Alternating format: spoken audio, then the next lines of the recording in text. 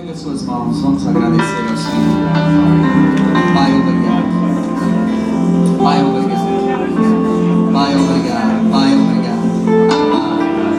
Pai, obrigado. Pela tua palavra. Tua palavra. Pai, obrigado, porque nós vamos ver coisas extraordinárias. Pai, obrigado pelo alargamento.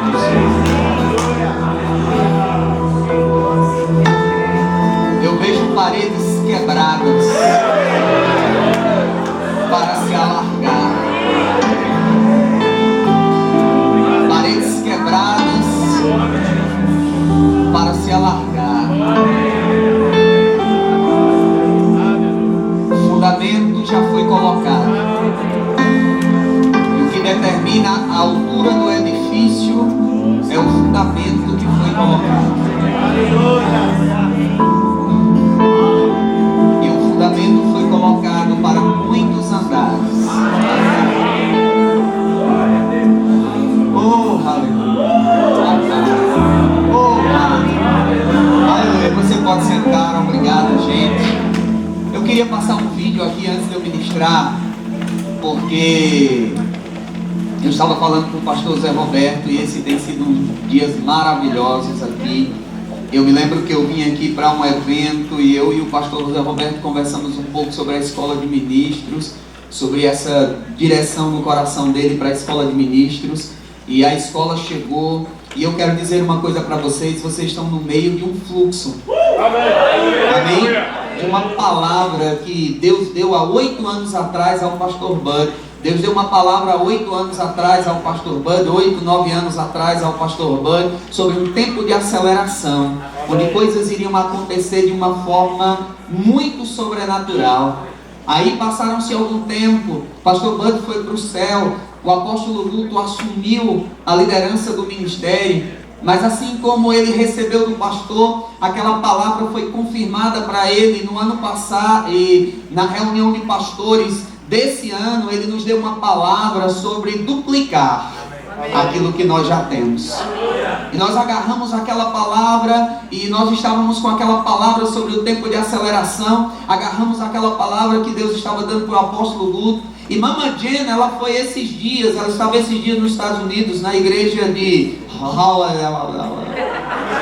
É esse cara aí, só o Rick sabe falar o nome dele.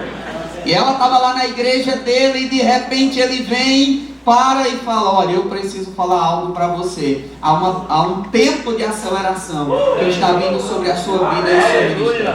Eu não sei de você, mas quando uma palavra chega para o meu pastor, chegou para mim também. Amém? Quando uma palavra chega para a minha liderança, chega para mim também. Então aquela palavra que chegou para o apóstolo Luto e para a Mama Jane chegaram para mim. Eu recebi essa palavra e eu quero só que você veja que nós estamos crescendo.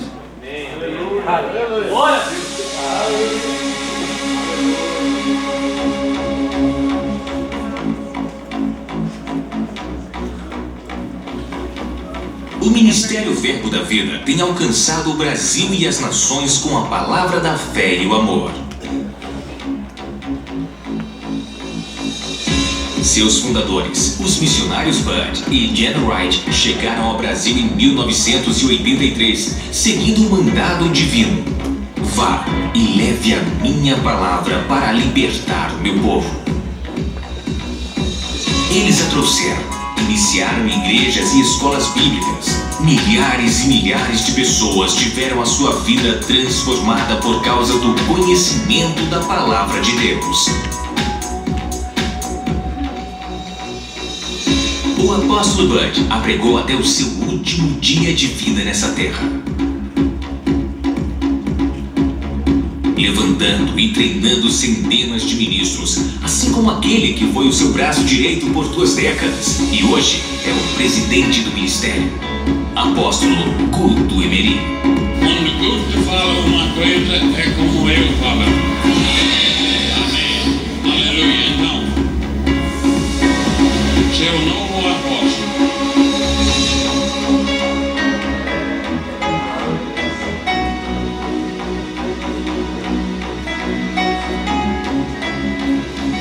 Mama Jen Wright, como é carinhosamente chamada, permanece firme e forte, anunciando as boas novas do Evangelho e sendo fiel à visão celestial. Nós precisamos entender que a igreja, ao ministério, essa palavra que nós temos, tem muito valor e nós temos que preservar. O apóstolo Guto e Suelen Emery conta com o total apoio dela e da diretoria do ministério, formada por outros renomados homens e mulheres de Deus.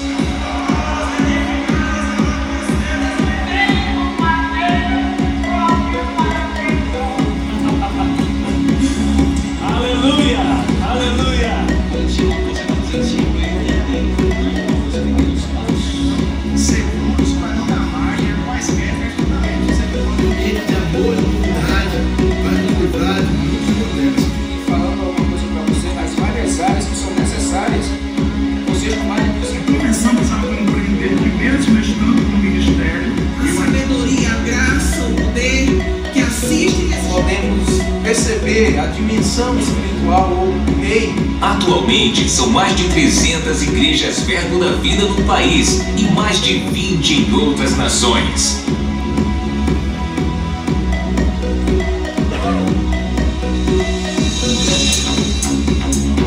As escolas bíblicas filiadas ao ministério de Kenneth Hagin aumentam a sua abrangência a cada ano.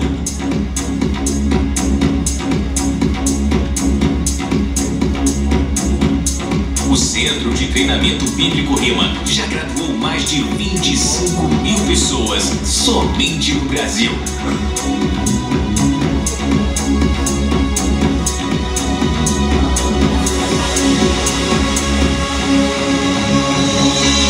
Grande parte destes permanecem conectados na Associação Alumni. O Verbo da Vida também conta com uma escola de missões.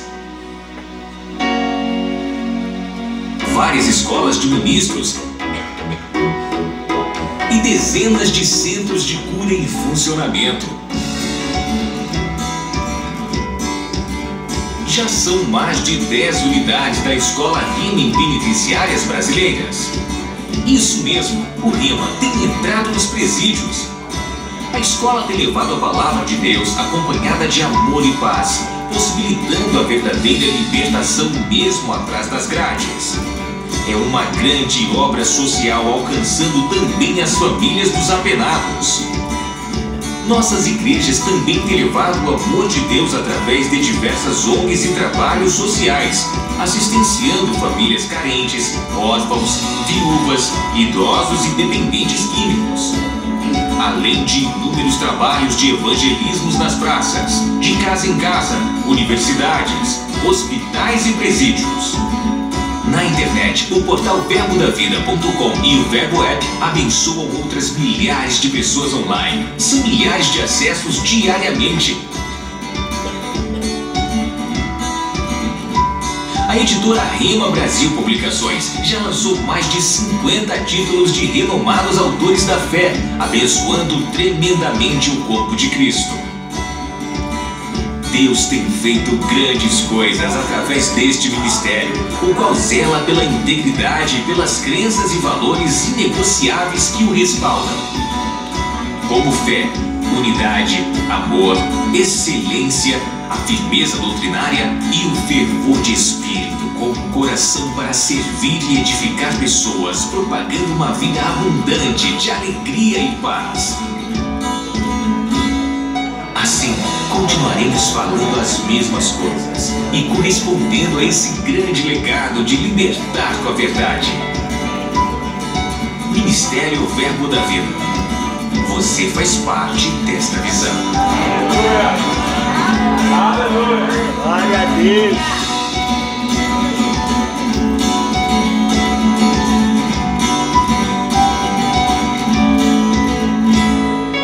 Aleluia! Glória a Deus! Aleluia! Diga, eu faço parte dessa visão. Aleluia! Sabe, meu irmão, nós estamos conectados nessa visão.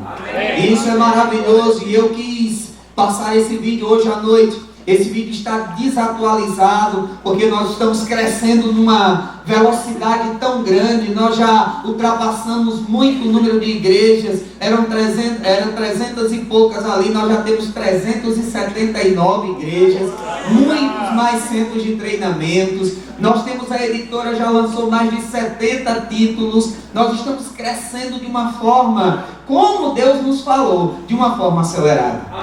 E hoje à noite Deus colocou uma palavra no meu coração para ministrar para você como você pode ver as coisas. E o título que Deus deu para mim é: a maneira como você vê as coisas determina onde você vai. Você precisa olhar para as coisas, olhar para a palavra de Deus, olhar para as verdades da palavra, olhar para aquilo que Deus colocou no seu coração, com aquela visão que a palavra te dá. Você não pode se conformar, nem se deixar conformar com o que está acontecendo no mundo.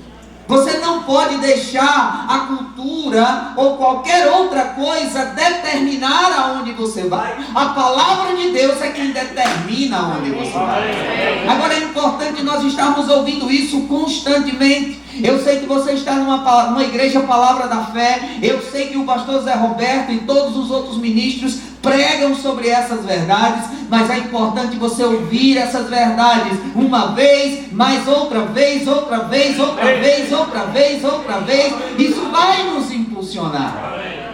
Amém? Deus tem falado comigo sobre, de tempos em tempos, voltarmos ao básico.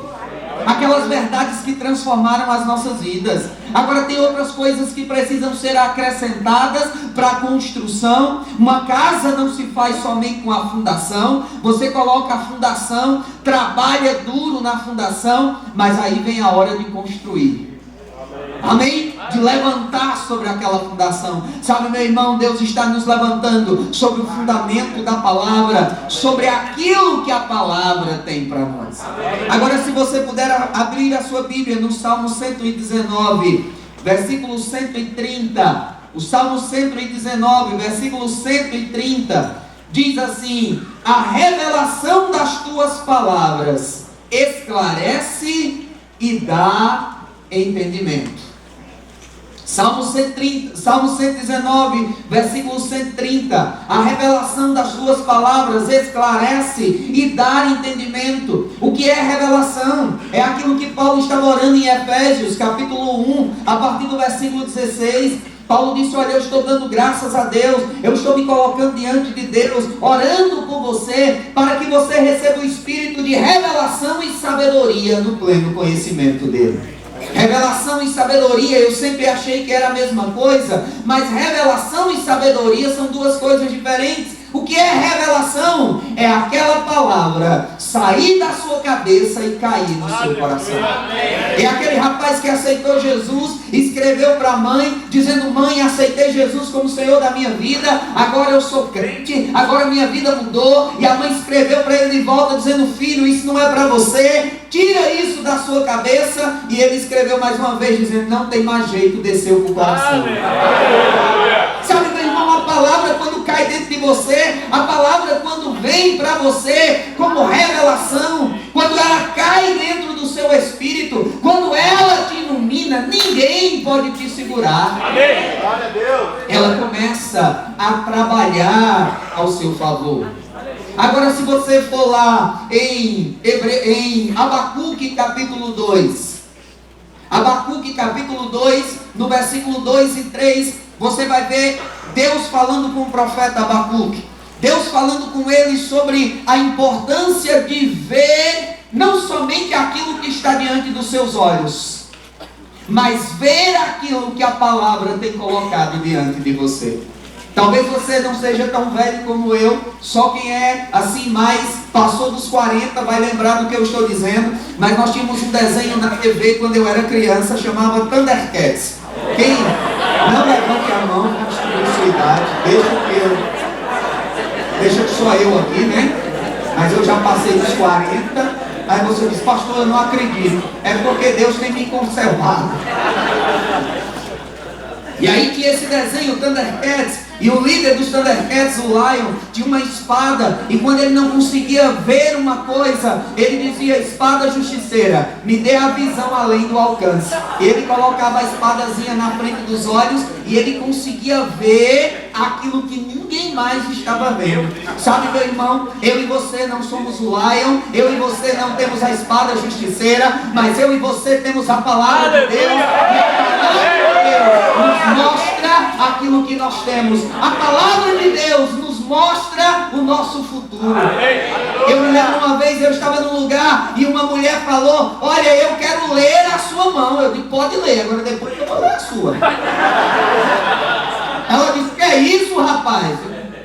Ela disse: você não quer saber o seu futuro? Seu futuro está escrito nas estrelas. Eu disse: minha querida, meu futuro foi escrito nas mãos de Jesus há 2000 anos atrás, quando Jesus subiu na cruz, pagou o preço, me redimiu, Ele comprou de volta. Eu sou abençoado, eu sou resgatado, eu sou salvo, eu tenho bênção de Deus sobre a minha vida, eu sou curado, eu sou próspero. Eu não preciso saber o que o futuro me revela, porque a palavra de Deus me diz aquilo que o futuro me revela.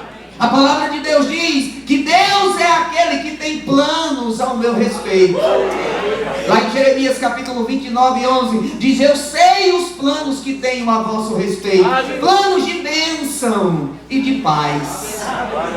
Então eu não vou me preocupar. Eu não me preocupo com o futuro, porque Deus já esteve lá e sabe como é, e pode dizer para você: fica tranquilo. Agora, Abacuque 2, Abacuque capítulo 2, versículo 2, diz assim: o Senhor me respondeu e disse: escreve a visão, grava sobre tábuas, para que possa ler até aquele que passa correndo. Porque a visão está para cumprir-se no tempo determinado, mas apresta-te até o fim, e não falhará. Se tardar, espera, porque certamente virá e não falhará. Agora é interessante isso, nós usamos muito isso quando nós vamos falar sobre visão. Olha, Deus nos deu uma visão. Olha, Deus nos falou para ir para determinado lugar. Olha, Deus nos falou para fazer de determinado jeito. Nós falamos muito isso quando nós usamos para falar da visão que Deus deu para uma igreja ou para um ministério. Mas eu quero usar essa mesma palavra hoje à noite para falar sobre a visão que Deus tem dado sobre a tua vida. Aleluia! Deus tem um plano, Deus tem um projeto para você como pessoa. Você não é um número, você não é um no meio da multidão. Deus olha para você, Deus sabe teu nome, Deus sabe teu endereço, Deus sabe tuas necessidades. Deus olha para você como indivíduo. E Deus sabe quem você é. E essa visão que Deus tem para você é algo poderoso. Agora você precisa colocar a palavra, pegar a palavra, deixar a palavra diante de você, porque é a palavra que vai te dar as coordenadas. Eu amo a aviação. E esses dias Deus me deu a oportunidade, eu estava em Brasília, e um amigo disse: não, você quer ir conhecer um avião lá, você quer ir comigo? Ele é da Força Aérea, capitão da Força Aérea, e ele disse: você quer ir comigo lá para conhecer os aviões, a gente vê algumas coisas e tal? Eu digo: rapaz, você perguntar se alguém do Nordeste quer comer cuscuz, por exemplo? Mas não precisa nem perguntar, estou nessa. E nós fomos lá. E eu tive a oportunidade de entrar nos aviões, e eu me sentei lá, e ele passou umas 2 horas e meia, 3 horas me falando, e me dando umas aulas sobre aquilo tudo. Olha, isso aqui funciona assim, isso aqui funciona assim. Eu disse: meu querido, fica tranquilo, sou piloto experiente do Flight Simulator. Já destruí vários aeroportos, é verdade. Já caí com várias aeronaves, mas fica tranquilo que eu estou aqui, Vivinho da Silva, a coisa está bem. E ele começou a me explicar, e quando ele estava me explicando lá sobre algumas coisas, eu me lembrei de algo que sempre eu cito, sempre eu falo: a diferença entre você dirigir um carro e pilotar um avião. Quando eu comecei a usar o Flight Simulator e eu comecei a ler lá as instruções, os manuais de voo, aquilo são lições de fé. Porque quando você está dirigindo o carro, meu irmão, tudo que acontece fora determina o que você faz dentro.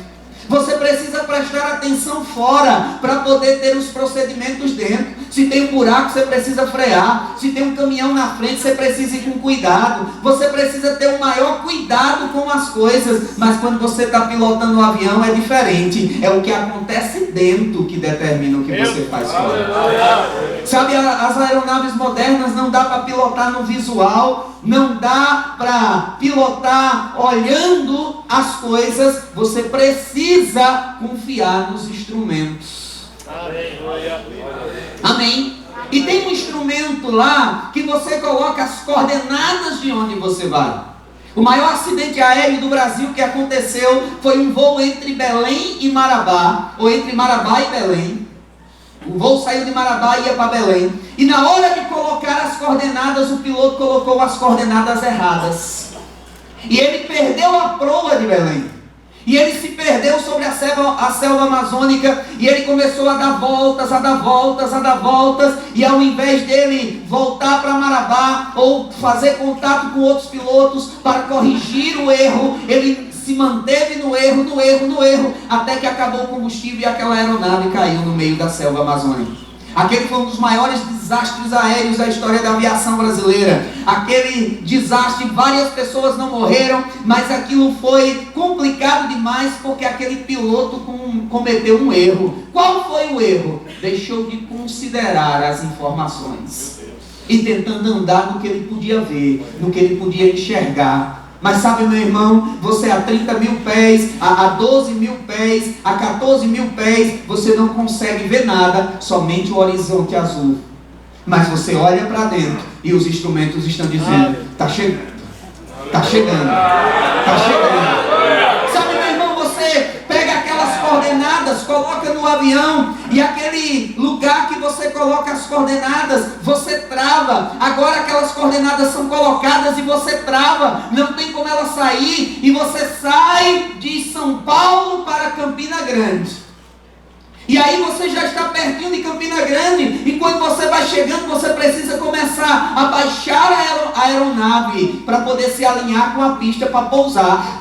Não é? É bem verdade que tem alguns pilotos que não pousam, se jogam, mas a gente gosta de pouso tranquilo.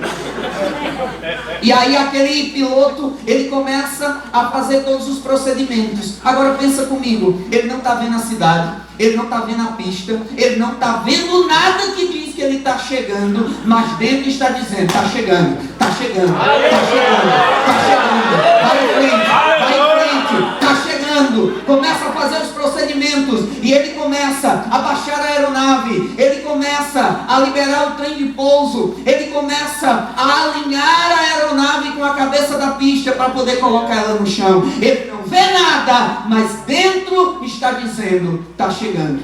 É a mesma coisa com a palavra. Você precisa deixar a visão de Deus dentro de você, a visão da palavra dentro de você. Jeremias capítulo 1, versículo 12. Jeremias capítulo 1, versículo 11 e 12. A Bíblia diz que Deus falou com Jeremias e diz assim: veio a palavra do Senhor a Jeremias dizendo, o que fez? E ele respondeu, uma vara de amendoeira. E disse o Senhor, viste bem, porque eu velo pela minha palavra para a cumprir. Sabe que o Senhor está velando pela palavra dele? Sabe que aquilo que ele disse na palavra dele vai acontecer? Sabe que aquilo que ele falou sobre você, sabe que os planos que ele tem sobre você, sabe que aquilo que ele disse sobre a sua vida vai acontecer? Sabe, meu irmão, eu não posso andar preocupado. Por que eu não posso andar preocupado? Porque eu tenho uma palavra de Deus que me garante vitória. Eu tenho uma palavra de Deus que me garante ser bem sucedido. Eu tenho uma palavra de Deus que diz que eu não perco mesmo quando estou perdendo. Ah, pastor, isso é redundante. É nada. A coisa mais importante que você tem é a sua vida. Se eu tombar agora sem vida, eu não perco, eu ganho. Porque a vida que está dentro vai se tornar plenitude. E aí você não perdeu a vida, você ganhou. Agora você precisa deixar essa palavra dentro de você. Sabe, meu irmão, um dos maiores inimigos da visão é deixar coisas externas ou suas limitações determinarem aquilo que você vê. Um dos maiores inimigos da visão é você deixar as coisas externas determinarem aonde você vai, aquilo que você está vendo, determinarem aquilo que você vai fazer. Meu irmão, o mundo não determina o que eu vou fazer, o governo não determina o que eu vou fazer, Deus determina o que eu vou fazer. Agora eu lido com missões, e eu tenho estado envolvido com missões durante muito tempo, e eu preciso viajar várias vezes, e eu faço algumas viagens missionárias que eu pago do meu bolso. E às vezes a pessoa diz: Rosilon, você viu, o dólar está quase R$5, pode estar 10. Eu não vou me preocupar, porque se Deus falar comigo, Ele vai abrir todas essas portas. Eu não vou me preocupar, porque se o Senhor disser para mim: você vai vir dinheiro do leste, do oeste, de onde eu menos imaginar, vai chegar o dinheiro. Eu já contei isso várias vezes. Às vezes eu vou viajar e eu já aprendi. Às vezes na semana de viajar não chegou dinheiro nenhum e você precisa ficar tranquilo. E a cabeça... E você precisa colocar os olhos na palavra. Amém. E outro dia eu estava indo viajar e eu estava crendo, e daqui faltavam uns 3, 4 dias para viajar, e um amigo me liga, falou: Rosilon, e aí? Eu, na bênção. Ele disse: rapaz, acabei de sair de casa, coloquei um CD seu aqui, estava ouvindo uma ministração sua, Deus falou comigo. Eu falei: foi mesmo? Foi. Estou mandando uma oferta para você. Eu disse: quando ouvir a voz do Senhor, não endureça seu coração. Pode mandar. Sabe, meu irmão, quando Deus fala com você, quando Deus te dá uma visão, quando Deus diz aquilo que Ele tem para a sua vida, e Deus não precisa falar com você hoje, Deus não precisa falar com você somente através de um profeta. É maravilhoso quando um profeta vem e fala com você. Deus não precisa falar com você hoje somente quando alguém chega e traz uma palavra. A palavra de Deus é Deus falando com você, é Deus dizendo a você aquilo que Ele vai fazer na sua vida. Eu amo a unção profética. Todo pastor inteligente é amigo de um profeta, porque aquilo que você não vê, o profeta vê. E já chega avisando, diz: ei, negócio tá bom não, vamos vigiar aqui. Mas às vezes não tem um profeta perto, mas a palavra está lá. E a palavra diz: fica firme. E a palavra diz: não se deixe limitar. Agora é engraçado, porque se você for lá na 2 Reis, e eu queria que você fosse lá, 2 Reis capítulo 6, você vai ver que nós precisamos ter uma visão além daquilo que nós estamos vendo. Nós precisamos ter uma visão firmada naquilo que a palavra está dizendo, não naquilo que nós pensamos, não naquilo que nós imaginamos, mas naquilo que Deus está dizendo. Porque quando você tem a sua visão centralizada na palavra de Deus, você vai olhar para a palavra antes de olhar para qualquer coisa. Agora 2 Reis capítulo 6, versículo 15, diz que tendo se levantado muito cedo o moço do homem de Deus, e saindo, e eis que as tropas, cavalos e carros o haviam cercado a cidade. Então o moço disse: ai, meu senhor, que faremos? Veja só, a Bíblia diz que aquele rapaz saiu e ele viu algumas coisas. Ele viu carros, ele viu tropas, ele viu cavaleiros, ele viu coisas. Ele entrou lá e ele disse: meu senhor, estamos cercados, as tropas cercaram a cidade. Agora eu vou te mostrar a visão de Eliseu, a visão do homem de Deus. Eu vou te mostrar que os dois viram a mesma coisa. Os dois viram os carros, os dois viram os cavalos, os dois viram as tropas, mas reações diferentes. Aí a Bíblia diz assim no versículo 16: então respondeu ele, ou Eliseu: não temas, porque mais são aqueles que estão conosco do que aqueles que estão com ele. Amém. Você percebe? Os dois homens na mesma situação, os dois homens vendo a mesma coisa, os dois homens olhando a mesma coisa, mas aquele moço, uma visão natural. E agora, Ai meu Deus. Às vezes você vai no médico e eu não sei se alguém já passou por isso, se tem algum médico aqui, me perdoe, eu amo os médicos. Mas às vezes o médico, meu irmão, ele coloca uma pressão sobre você. E eu estava há um tempo atrás, eu fui no médico e o médico falou: Sr. Rosulon, tudo bem, está aqui os exames, o senhor,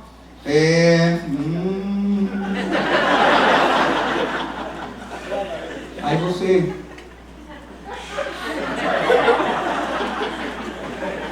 Aí ele disse: Sr. Rosulon, tem algum caso de câncer na família? Eu disse: vovô morreu de câncer.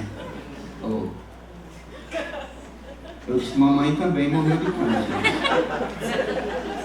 Complicado. Isso ainda bem que com o senhor tudo bem, mas o senhor precisa fazer uma endoscopia todo ano. Falei: doutor, ainda bem que o senhor me perguntou se tem caso de infarto na família. Eu vou dizer um negócio, uma pressão dessa. Eu vou dizer um negócio pro senhor, outra coisa eu sei, coração não tem nada não. Pode cancelar o exame aí do coração, que eu tô bom. Porque quando o senhor perguntou se tem caso de câncer na família, eu já vi os meninos chorando, a mulher chorando, o caixãozinho lá. Não é? A moçada tudo dizendo: uma pessoa tá humor. Ô rapaz, é humor. Porque o diabo às vezes quer fazer essa pressão sobre você. Mas sabe, meu irmão, quando você agarra o que a palavra diz, amém, não importa o que você está vendo. Amém. O que importa é o que você está crendo. Amém. Quando você agarra o que a palavra diz, vai ser como João capítulo 6. João capítulo 6, a partir do versículo 1, eu quero que coloque aqui, porque aí eu vou ler aqui, agora eu já aprendi que tem aqui. Ó. E aí você vai ver João capítulo 6, Jesus e os discípulos. E eu vou mais ou menos te contar a história para você entender. Jesus estava com os discípulos, uma multidão estava seguindo eles. E aí o que é que aconteceu? Diz assim: depois dessas coisas, atravessou Jesus o mar da Galileia, que é o de Tiberíades. Seguia-lhe numerosa multidão, porque tinha visto os sinais que ele fazia na cura dos enfermos. Então subiu Jesus ao monte e se assentou ali com seus discípulos. Ora, a Páscoa, festa dos judeus, estava próxima. Então Jesus, erguendo os olhos e vendo a grande multidão que vinha ter com ele, disse a Filipe: onde compraremos pães para dar de comer a toda essa gente? Mas dizia isto para experimentar, porque ele bem sabia o que iria fazer. Versículo 7. Respondeu-lhe Filipe: não bastariam 200 denários de pão para receber cada um pedaço? Para você ter uma ideia, um denário era um dia de serviço. Então Filipe disse: olha, eu precisava de 200 dias de serviço para dar um pedacinho de pão a cada um. Aí veja a continuação da história. Um dos seus discípulos, chamado André, irmão de Simão Pedro, informou a Jesus: está aí um rapaz que tem 5 pães de cevada e 2 peixinhos. Mas o que é isso para tanta gente?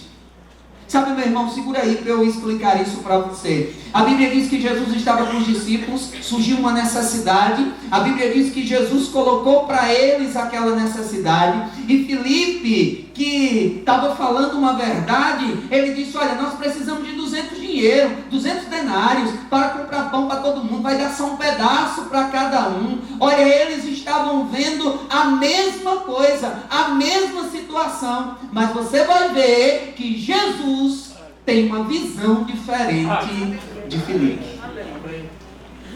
Que quando André chega e diz: olha, tem um menino aí que tem um lanchinho, tem uns pães, tem uns peixes. Jesus disse: é o que nós precisamos. Porque tudo que Deus precisa para fazer um milagre é o que você tem. Amém. Deus nunca vai pedir o que você não tem. Amém.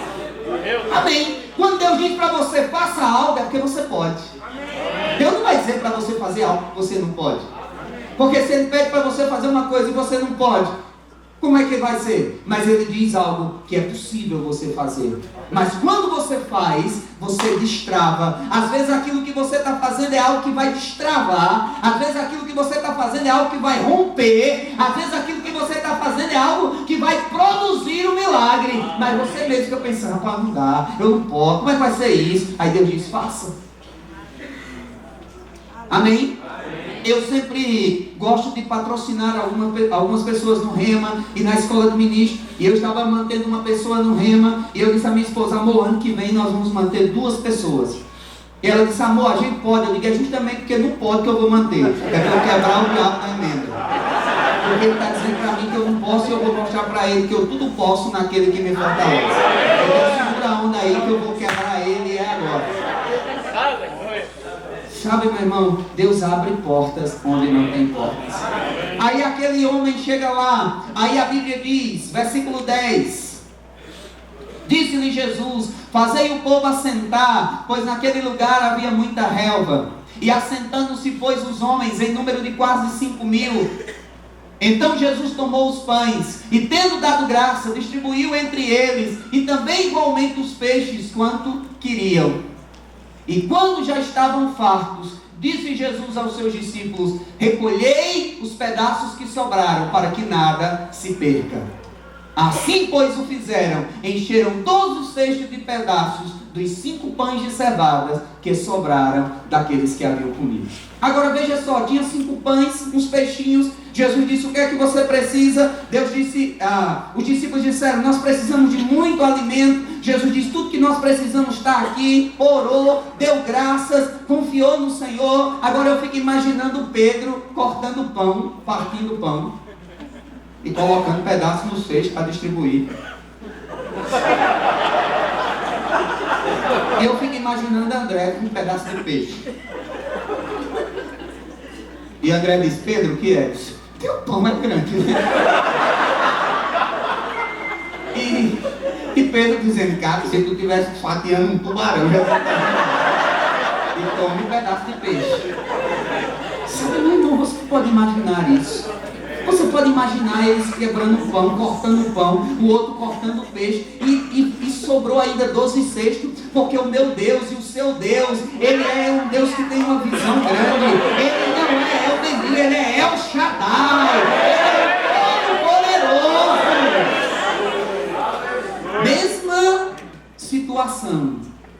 Mesma situação, visões diferentes. Um olhou para a palavra, um confiou em Deus, outro confiando no natural, naquilo que ele poderia fazer. Sabe, eu dou sempre esse exemplo. Eu estava vendo sobre uma pesquisa que eles fizeram em Harvard, e eles resolveram pesquisar em Harvard sobre uma abelha chamada Bumblebee. Bumblebee. E essa abelha é uma que atravessa o oceano, e eles fizeram uma... Eu falei o nome certo? Obrigado, meu consultor para palavras em inglês, muito obrigado. E essa abelha, ela atravessa o oceano. E eles fizeram uma pesquisa em Harvard com essa abelha, levaram para o túnel de vento, fizeram um monte de coisa lá e concluíram a pesquisa. Disseram, essa abelha não pode voar. Ela é gordinha demais, as asinhas pequenas, e ela não tem aerodinâmica para voar. Então está concluído, Harvard, a melhor universidade dos Estados Unidos, está concluído, a abelha Bumblebee não pode voar, ela é gordinha demais, ela tem as asinhas pequenas demais, não tem aerodinâmica. Só tem um problema, a abelha não lê pesquisa. O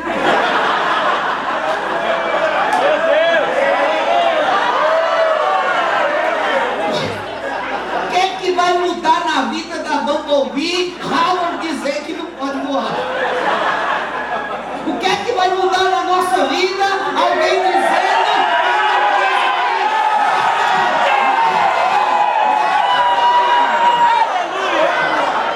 Aleluia! Você precisa agarrar aquilo que Deus está dizendo. Você precisa agarrar a verdade que Deus está colocando sobre você. Segunda coisa, a sua visão. Aquilo que você vê na palavra vai determinar a sua linguagem. Pessoas dizem para mim, eu não entendo vendendo. Eu fui comprar um carro e o homem disse: esse é o carro mais roubado do Brasil. Eu digo: esse aqui não é não. Ele disse: é, pastor. Eu digo: é não. Ele disse: é. É não. Eu disse: rapaz, você quer saber mais do que eu, mano? Vende carro há 30 anos, rapaz. Eu digo: você pode vender a 100 e esse aí não é não. Eu disse: mas agora deu. Agora, mano. Eu disse: rapaz, esse carro é meu. Acabei de comprar. Foi Deus quem me deu. E é mais fácil o cara tirar a barba do leão que roubar meu carro. Aí ele... E você sabe que o diabo, às vezes a gente diz uma coisa e o diabo ele chama 4 demônios de confiança. Vem cá, moçada. Esse crente tá fogo. Crente tá fogo. Pode deixar que o crente já foi isso não. Tem que tomar cuidado. E aí a gente precisa, né, ficar firme. E aí umas semanas depois eu estava em casa, porteiro do meu prédio batendo na porta. Falei: o que aconteceu? Eu disse: Sr. Rosmão, pelo amor de Deus. Entraram no prédio. Falei: não acredito. Roubaram os carros, roubaram um monte de coisa, quebraram o vidro do carro, estava bagaceira lá embaixo. O senhor pode descer? Eu disse: posso. Aí o diabo disse: está vendo? Deixa eu dizer uma coisa para você, meu irmão. Aquilo que você crê na palavra, aquilo que você coloca sua confiança na palavra, não vai mudar Deus se algo acontecer diferente. Você entende? Pessoas dizem: ai meu Deus, o pastor falou e agora roubaram o carro lá. Tá vendo? Não! Deus vai cair do trono. E o diabo dizendo: tá vendo? E eu disse: rapaz, Pai, obrigado em nome de Jesus. Entraram no prédio e não subiram. Olha que é um milagre. Aí cheguei lá, olhei o primeiro carro, os vidros quebrados, levaram som, step, um monte de coisa. O segundo carro, o vidro quebrado. Olhei do lado do motorista do meu, digo: tá inteiro. Olhei atrás, estava inteiro. Do outro lado tá inteiro. Eu digo: o meu tá inteiro. Aí ele disse: pastor, pelo amor de Deus, o senhor é o único que está inteiro. Os outros estão tudo quebraram aqui. Ó, quebraram esse, pularam do senhor. Aí na reunião do condomínio, uma pessoa disse: é estranho, né? Quebraram o carro de todo mundo. Só...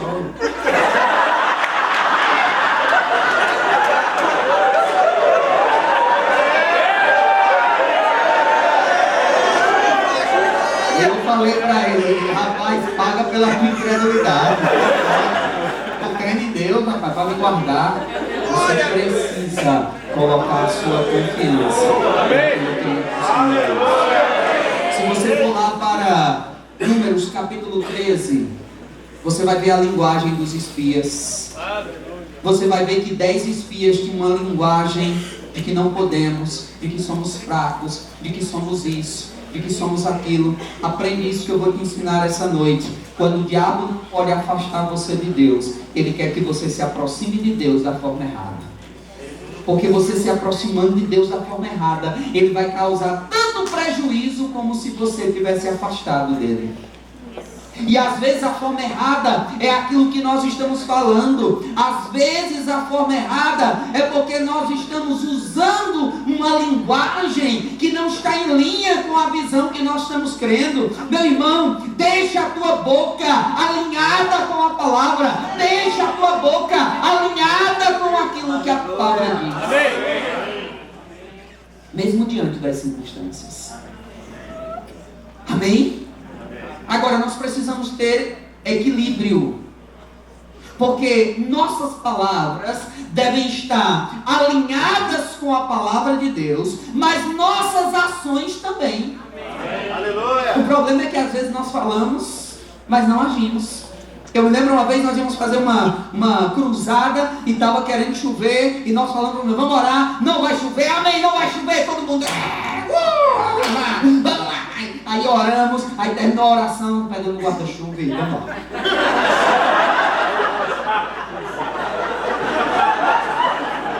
Pastor, eles não estavam crendo. Estavam, mas eles estavam colocando em ações algo que estava contrário ao que estava na palavra dele. Você tem que colocar as suas ações em linha com aquilo que está na sua palavra.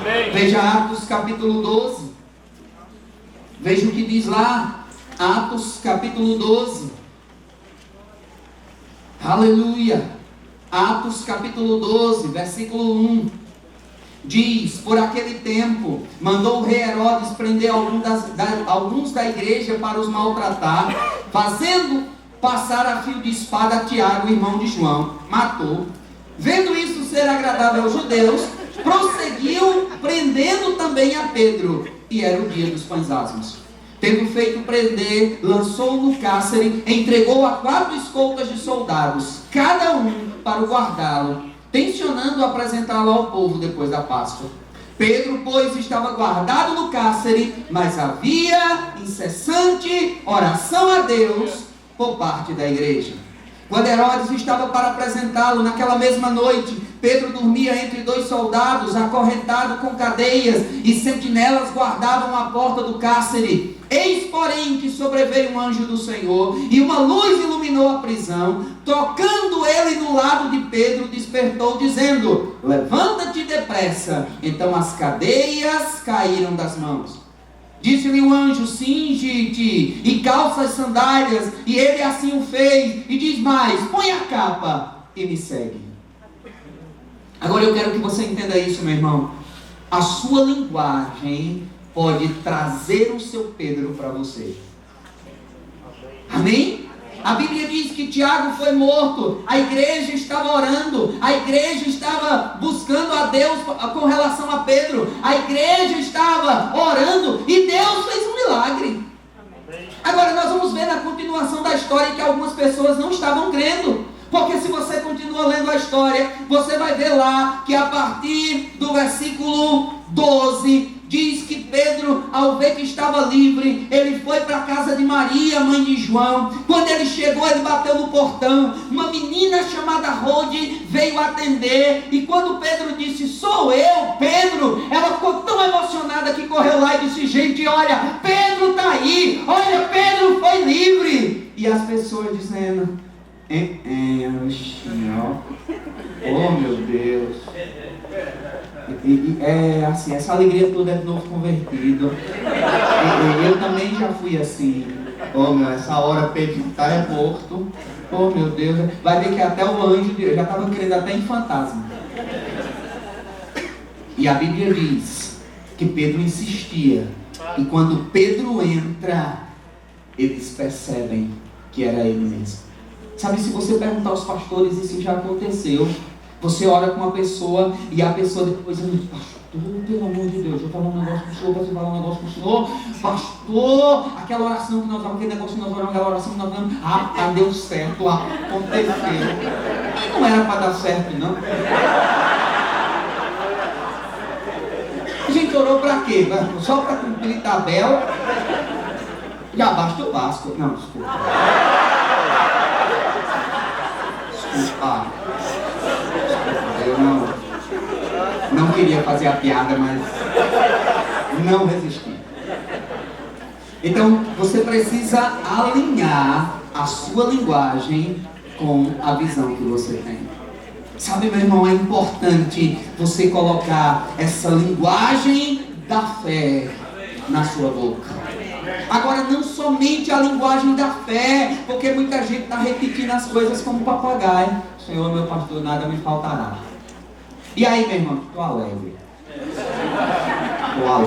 Estou muito alegre. Por dentro eu estou...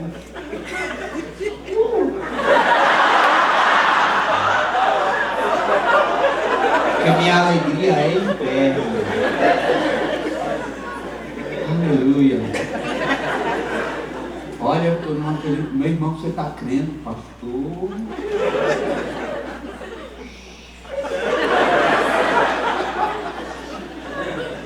Eu te digo, não tem alegria. Agora, preste atenção no que eu vou dizer. Se o diabo roubar a tua alegria, ele roubou a tua vitória. Eu ouvi esse testemunho de um homem dizendo isso, que ele estava orando por uma coisa há muitos anos e aquilo aconteceu, aquele milagre aconteceu, e ele contou o testemunho, todo mundo dançando na igreja, vibrando, e ele lá rindo no canto, olhando, e alguém disse: rapaz, você não está vibrando, você não está fazendo toda essa coisa de alegria com ele. Ele disse: rapaz, eu fiz isso mesmo no dia que eu orei. No dia que eu orei, eu fiz essa mesma festa. Eu não recebi hoje, eu recebi no dia que eu orei. Eu recebi no dia que eu comecei a dar graças. Pai, obrigado. Pai, obrigado. Pai, obrigado. Eu já recebi, já era meu. Sabe, meu irmão, eu ia dizer que era pequeno, né? Mas eu era criança, porque pequeno eu sempre fui. E aí meu pai me prometeu dar uma bicicleta. E eu fiquei tão feliz, papai ia me dar uma bicicleta, né? Que coisa maravilhosa. E eu contei com os meus amigos. E você pega uma criança e você diz: vou te dar uma bicicleta. Você acha que ele faz? Rapaz, eu fiquei alegre. Aí chegava todo mundo e disse: ó, meu pai vai me dar uma bicicleta. Eu tô tão feliz, meu pai vai me dar. Você não vai andar não. Meu pai vai me dar uma bicicleta. Aí meu amigo disse: eu não vou andar na bicicleta? Eu disse: vai não. Ele disse: como é? Aí o carro se travou na tapa. Bufete vai, bufete vai. Não vai andar na minha bicicleta e vai. Aí minha mãe chegou e disse: Rosilão, pelo amor de Deus, já tá brigando, nem ganhou ainda, mas ele quer andar. Mas não tem, a bicicleta é minha. Não havia chegado a bicicleta ainda, mas no meu coração, sabe, meu irmão, no dia que Deus fez a promessa a você, no dia que você falou com você precisa alinhar a sua linguagem com aquilo que a palavra diz. Você precisa colocar a sua linguagem em linha com a palavra de Deus. Ele disse: vai acontecer. Ele disse: vai acontecer. Ele disse: é verdade. Colocando aquilo, mas às vezes os sentimentos, a cabeça, mas você alinhando a sua visão com aquilo que Deus está dizendo na palavra.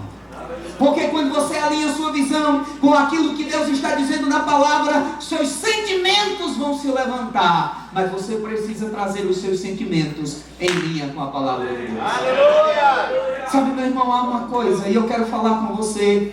Há uma coisa que às vezes me preocupa na palavra da fé, quando as pessoas querem desconsiderar a alma. Quem colocou o sentimento na gente? Foi Satanás? Não. Sentimento quem colocou foi Deus. Mas o pecado deturpou o sentimento. O pecado faz com que você... E a gente até criou uma palavra, nem existe em português. Fulano é almático. E a gente fica... como se a gente só fosse alma, só fosse corpo e espírito. Não, nós temos alma. Em Romanos capítulo 2, 1 e 2, diz que nós devemos renovar a nossa mente com a palavra, alinhar a nossa mente com a palavra, alinhar os nossos sentimentos com a palavra. Não é não ter sentimentos, é não deixar o sentimento dominar você. Quando o pastor Bando morreu, eu estava lá, não é? Triste. E a gente segurando aquela, para o sentimento não dominar. E eu estava chorando e uma pessoa disse: rapaz, você não pode chorar não, você tem que ficar alegre. Eu digo: e agora você manda nos meus olhos? Pai, você fique alegre, você dança, faça o que quiser. Meu pai espiritual acabou de morrer e eu quero chorar, e você não tem nada a ver com isso. Fique na sua, tá? Mas eu vou orar para ele ressuscitar. Eu digo: eu tenho até pena de você se ele ressuscitar. Porque eu vou te dizer uma coisa: se você orar e ele ressuscitar, meu irmão, quando ele disser para você: tanto que eu ensinei sobre o céu, você fez curso de jumento? O céu é bom e eu estava lá. Olha, bonitão, você vai ver o que é uma tosse.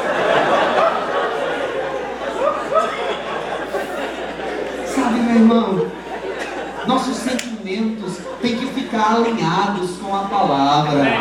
Nossos sentimentos têm que ficar em linha com a palavra. Nossos sentimentos não podem nos dominar. Mas isso não quer dizer que não vai haver alguns momentos de tristeza.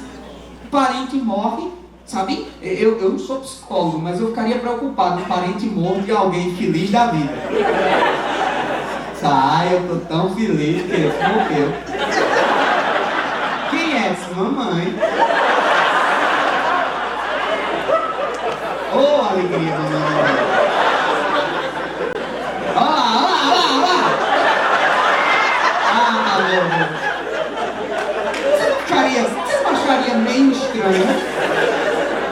Agora, às vezes é estranho para as pessoas também, porque você chega lá tranquilo, não é? Em paz.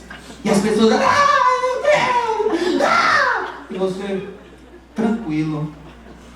E você está com aquele sentimento de saudade, de perca, mas aquela paz que é certa.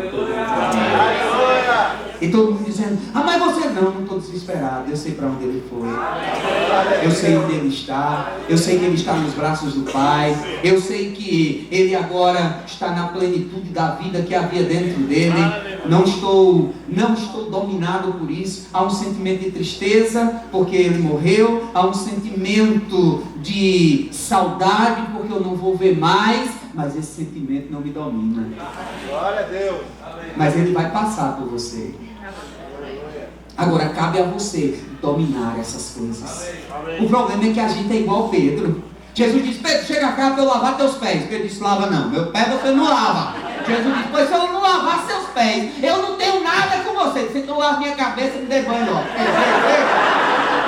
A gente ou quer 8 ou quer 80. Meu irmão, a gente tem que ficar equilibrado na palavra.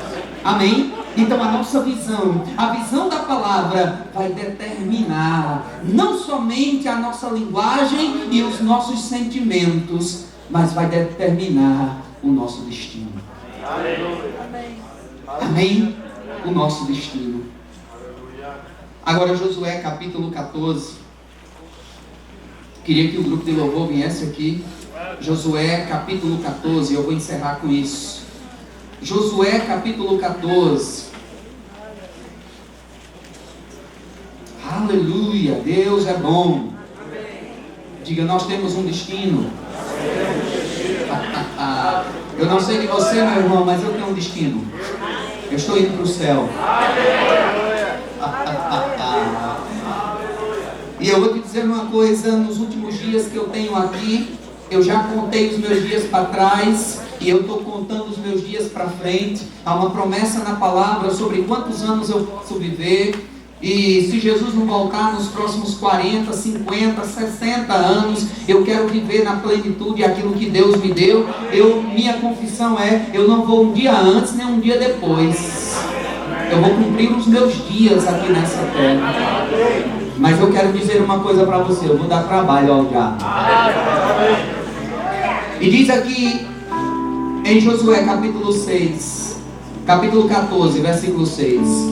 Chegaram os filhos de Judá a Josué em Gilgal, e Caleb, filho de Jefoné, o queredeu, lhe disse: Tu sabes o que o Senhor falou a Moisés, homem de Deus, em Gades Barneia, a respeito de mim e de ti.